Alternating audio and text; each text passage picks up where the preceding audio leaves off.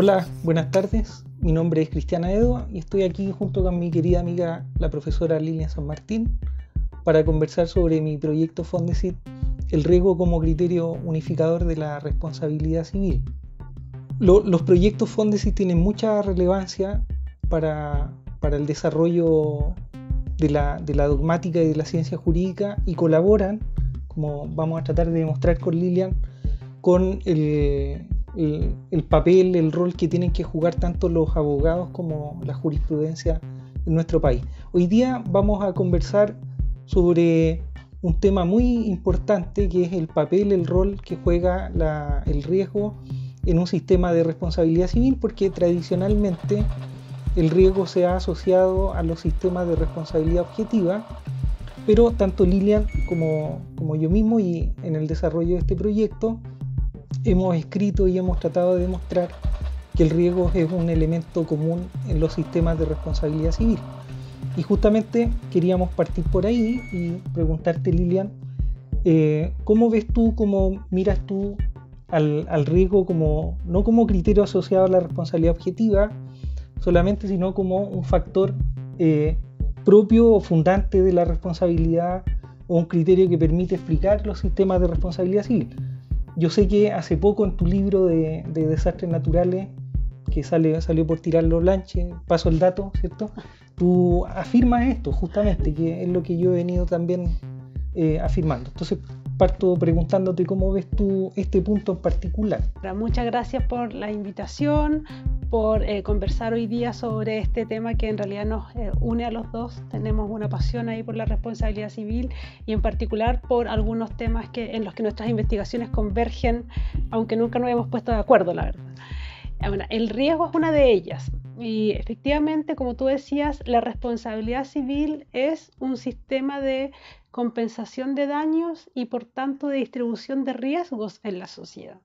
Ojo que no es la única, esto es importante. La responsabilidad civil tiende hoy en día a hablarse de derecho de daños como sinónimo de responsabilidad civil, pero esto no es así, no es correcto, porque hay otros mecanismos de compensación como son los seguros, la seguridad social, pueden ser seguros voluntarios o obligatorios, y la responsabilidad civil se inserta en esta suerte de abanico de mecanismos de compensación de daños y por ende de distribución de riesgos. La responsabilidad civil como mecanismo de distribución de riesgos tiene, valga la redundancia, a su base el concepto fundamental de tu proyecto Fondesit, que es el riesgo.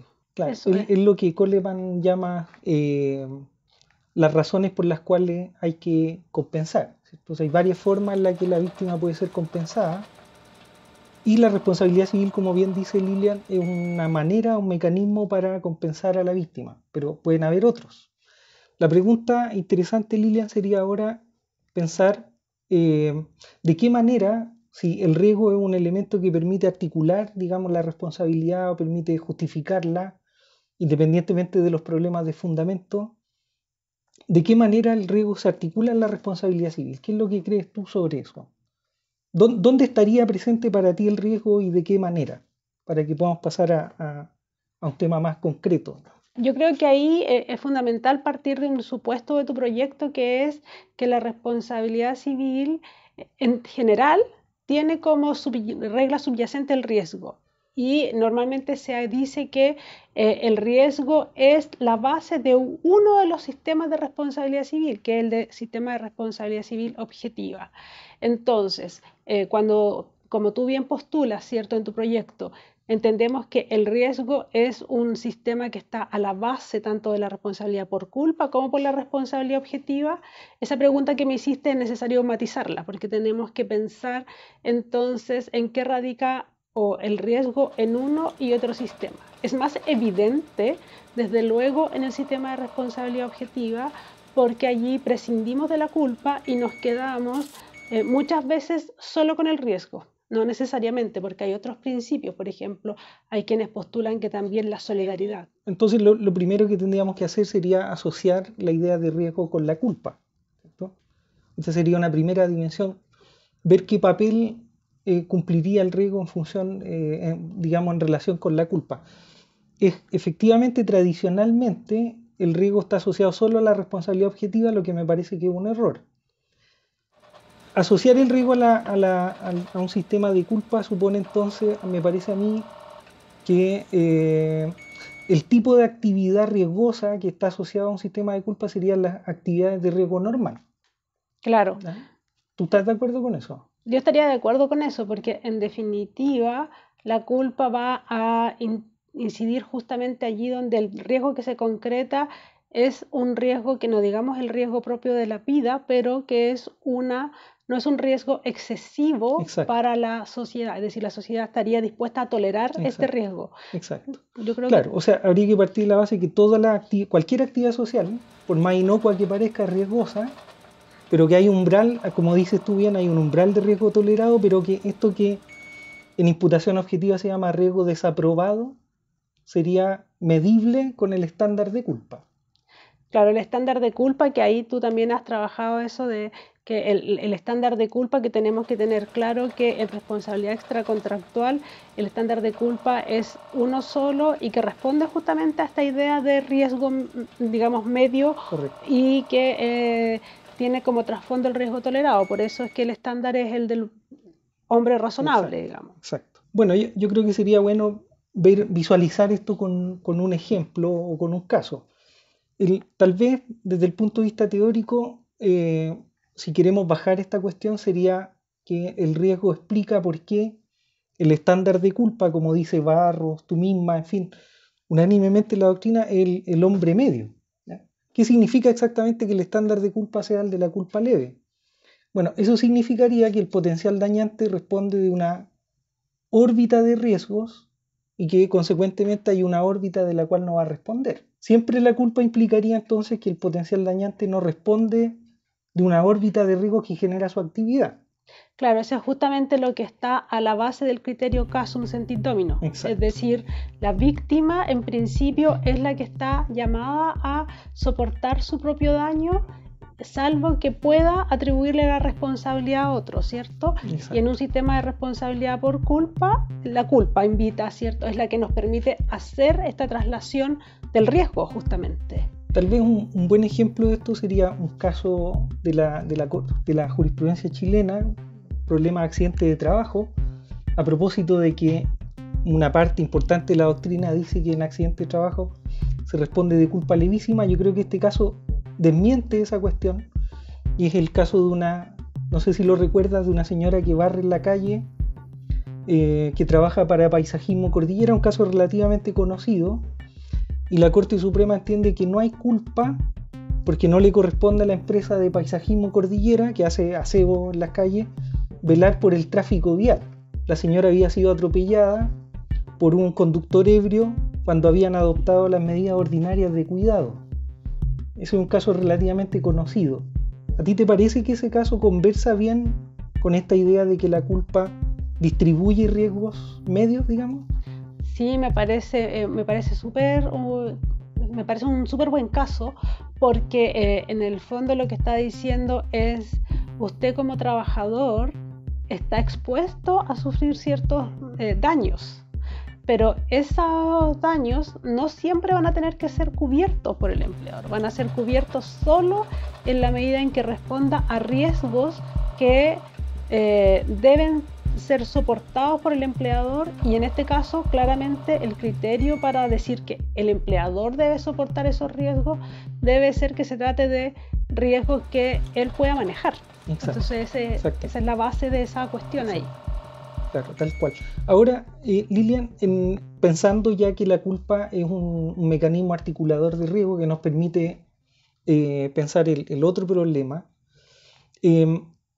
yo quería preguntarte tu opinión sobre esta cuestión que creo que la doctrina chilena le presta muy poca atención, de que si la culpa es un criterio de distribución de riesgo, supone la, digamos, determinación de riesgos concretos de la actividad, no de riesgos generales, no de medidas generales que deban adoptarse, sino riesgos en función del tiempo y lugar, ¿cierto? Del casus. ¿Ya? ¿Cuán importante crees tú que es ese elemento para ponderar el juicio de culpa? A mí me parece que es fundamental, porque en el fondo cuando se pondera el juicio de culpa, como tú dices, cuando se establece cuál era el estándar de cuidado exigible en una determinada actividad, se trata justamente de esa actividad y de los riesgos que ella comporta. Exacto. Por lo tanto, si estamos hablando de riesgos que exceden lo que se llama el ámbito de control, ¿cierto? El ámbito de protección de la norma, el fin de protección, vamos a estar atribuyéndole una suerte de responsabilidad objetiva, porque si a mí me imponen responsabilidad por la concreción de riesgos que en verdad no decían relación con la actividad que yo estaba llevando a cabo, en definitiva me están atribuyendo una responsabilidad estricta. Veamos un ejemplo a propósito de tu tema también, de desastres naturales. Hay un fallo reciente de la Corte Suprema, aunque lo resuelve con criterios de causa adecuada, pero yo creo que en realidad está pensando en culpa, que exonera, es decir, afirma la responsabilidad de una empresa constructora que para construir un edificio socava los cimientos de un edificio colindante y después viene un terremoto que hace colapsar el edificio vecino. Ese caso también yo creo que tú lo trataste, ¿cierto? Sí, sí. Claro, y ahí hay un muy buen ejemplo de riesgos concretos, porque la Suprema dice, mire, no basta con que usted tome las medidas generales de constructibilidad, sino que tiene que tener en cuenta las características particulares de este edificio vecino en concreto.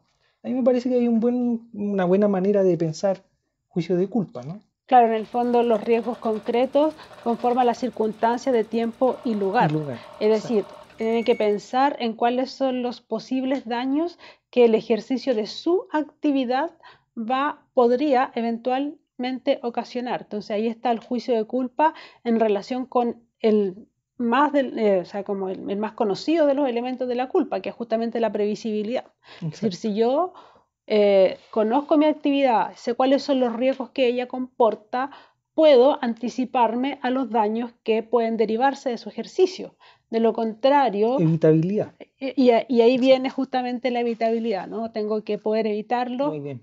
Hay un ejemplo muy interesante también de la Suprema reciente, un fallo reciente, de un caso que se conoció, un problema de un organizador de una carrera a la chilena. A ver si te parece interesante. Y entonces la situación que ocurrió fue que alguien estacionó en el lugar reservado para estacionamiento y un asistente a la carrera se apoya en el capó del vehículo, el vehículo está desenganchado, se desengancha, atropella a esta persona y esta persona demanda al organizador de la carrera a la chilena. Y la Corte Suprema de nuevo dice, mire, aquí no hay responsabilidad porque conforme a un estándar ordinario de cuidado no es posible prever una situación de esta naturaleza. Esos son los riesgos concretos que habría que determinar para... Ahora, el problema es que la Suprema a veces salva este problema por la vía de la causa adecuada, pero parece ser más bien un problema de culpa, ¿no? Claro, el punto yo diría ahí, y ahí probablemente habría mucho paño que cortar, es cómo deslindamos la causa adecuada de la culpa. Exacto. O sea, hay quienes dicen, mire, en realidad aquí lo que estamos haciendo es poniéndole otro nombre a lo mismo que ya hemos conocido desde hace tantos años. Pero yo creo que eso daría para otro podcast. Para otro podcast. El siguiente podcast conversamos de eso.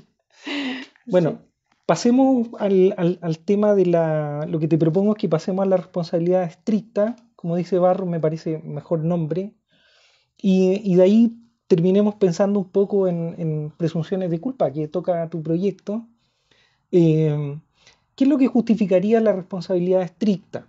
¿En qué caso el legislador, digamos, podría consagrar una responsabilidad objetiva, digámoslo así? ¿Qué es lo que piensas tú sobre eso? Bueno, yo creo que la responsabilidad estricta objetiva podría fundarse principalmente en el riesgo, es decir, pero no es solo el riesgo, es el riesgo entendido como aquel que excede el marco de lo tolerable en la vida social, ¿no?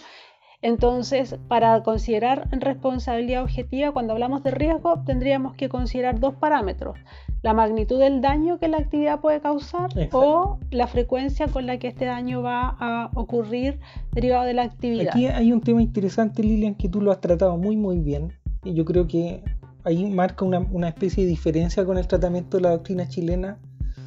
Y si te entiendo bien, y compartiría la idea, En la responsabilidad estricta, entonces, se trataría de consagrarse solo si la actividad es peligrosa. Con estos elementos que tú defines, me parece muy bien la magnitud del daño probable, entre otras cuestiones. Pero lo interesante en esos casos, que también permite articular una diferencia con la culpa, es que parece ser que en estos casos de actividad peligrosa, la víctima cuenta poco, ¿no? O sea, la víctima puede prevenir a costo social muy alto, y por lo tanto no parece razonable endilgarle a la víctima medidas de precaución. Claro, acá no parece razonable endilgarle a la víctima medidas de precaución en la medida en que esas medidas exceden aquello que ella verdaderamente puede precaver, y además tampoco parece razonable endilgarle a la víctima el riesgo de esa actividad, porque en realidad ella tiene poco que ver allí. Entonces, el clásico ejemplo que son las actividades nucleares. Exacto. La víctima no tiene nada que hacer. Yo le digo a mis alumnos, bueno, salvo que uno sea de estos locos de estos programas norteamericanos y haga un búnker, ¿cierto? Antiestallido, pero la sociedad no le puede exigir eso a la víctima, claro, o a la potencial víctima. Ya, y bueno, vinculado con esta cuestión, porque parece que está más o menos claro que los casos de responsabilidad estricta, salvo algunos que podamos discutir, obedecen a este patrón, ¿cierto? Esta idea de que la actividad es un riesgo anormal, peligrosa, no basta con una actividad de riesgo. Creo que sería interesante deslindar esos casos típicos con la posibilidad que tengamos una regla general de responsabilidad estricta por actividad peligrosa. ¿Tú dónde crees que podríamos ubicar una regla de esta naturaleza? O más bien, si tú crees que el 23-29 puede jugar como un elemento ahí que permita articular problemas de este tipo. No sé, casos de la jurisprudencia como que quema un predio y se quema el predio del vecino, actividad peligrosa, se resuelven por esa vía. ¿Qué te parece a ti articular una regla de esta naturaleza? A ver, yo creo que sí podríamos articular una cláusula general de responsabilidad por riesgo en la legislación chilena a partir justamente del 2329, e incluso a partir de alguna legislación especial que da cuenta justamente de cuáles son los criterios que el legislador chileno ha tenido en cuenta para considerar que en ciertos casos vamos a prescindir de la culpa. Y uno de ellos justamente va a ser esta idea de que el riesgo tiene que exceder el límite tolerable. También habría que pensar cómo juega esto, por ejemplo, con la cantidad, con el beneficio que obtiene el agente a partir del ejercicio de la actividad. Y eso es bien relevante porque eso también ha sido considerado en otros lugares como un indicador de aquello que permite, digamos, delinear la responsabilidad estricta. Eso nos llevaría al problema de la culpa lucrativa y al problema de la capacidad económica del ofensor.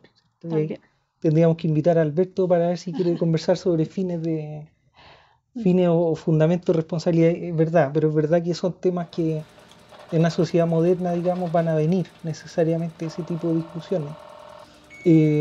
Toda esta cuestión, al final, Lilian, también creo yo, y aquí en Palma con tu proyecto tendríamos que también repensar, digamos, el problema de las presunciones de culpa, ¿cierto? Porque a veces me parece a mí, por eso es interesante analizar con calma el riesgo, con la idea de que se protege a la víctima, las presunciones de culpa se van transformando paulatinamente en un sistema de responsabilidad estricta allí cuando no está justificada el tipo de actividad para eso, ¿ya? Y ahí, claro, empalmo con tu proyecto también, que es muy interesante, sobre todo el estudio del 23-20, ¿cierto? Claro, ahí hay todo un tema justamente, y ahí tenemos el otro punto de conexión, ¿cierto? Porque la gran pregunta es, ¿por qué se responde por el hecho ajeno? Es decir, ¿por qué yo respondo por el daño que causan mis hijos o mis empleados? ¿Cuál es la justificación? Entonces, una justificación es justamente el riesgo, es decir, usted pone una fuente de riesgo en circulación, un niño, y entonces por eso tiene que responder. Ahora, yo no estoy de acuerdo con esa afirmación. Claro. Yo creo que allí no hay una actividad riesgosa, Si es que queremos dar responsabilidad estricta, podríamos pensarlo desde una perspectiva distinta, con otro principio, por ejemplo, la solidaridad, que era algo que te decía al inicio. Exacto. Pero no creo que esa responsabilidad la podamos fundar en el riesgo. Ese punto que tú tocas es bien interesante, porque yo pienso que eso cambiaría el eje del debate. O sea, si tú, por ejemplo, dijeras, mire, en realidad lo que va a fundar esto no es la idea del riesgo porque esta actividad no es peligrosa, sino la solidaridad, tendríamos que replantearnos todo el fundamento del régimen. Eso querría decir entonces que el régimen no solo compensa, sino que sirve a propósitos distributivos también. Ahora, yo estoy en buena medida de acuerdo con eso, de que el fundamento del régimen no puede ser solo la justicia correctiva, pero también sería materia de otro podcast. No, ese sí que sería otro podcast. Sí, sería muy, muy largo. Además, con un workshop podemos invitar ahí a grabar el workshop del 17 de noviembre. Exactamente. Muy bien. Yo quisiera saber en qué etapa del Fondesit estás. Estoy en el primer año del proyecto, es un proyecto que dura 3 años y en este primer año la idea es explorar el deslinde entre responsabilidad por culpa y la responsabilidad estricta. Estamos en eso. Bueno, quiero darle las gracias a los potenciales oyentes. Espero que no sean potenciales víctimas de nuestro podcast. Agradecer a Lilian tu amabilidad. Gran amiga Lilian, muchas gracias. Y muy feliz de haber podido compartir contigo. Y a Sofía Martínez y de Alex, muchísimas gracias también. Bueno, muchas gracias a ti por la invitación. La verdad es que me encantan estos temas. Tú ya sabes, yo converso feliz de responsabilidad, no solo, afortunadamente. Así que muchas gracias, felicitaciones por tu proyecto. Gracias. Y mucho éxito con la ejecución. Muchas gracias.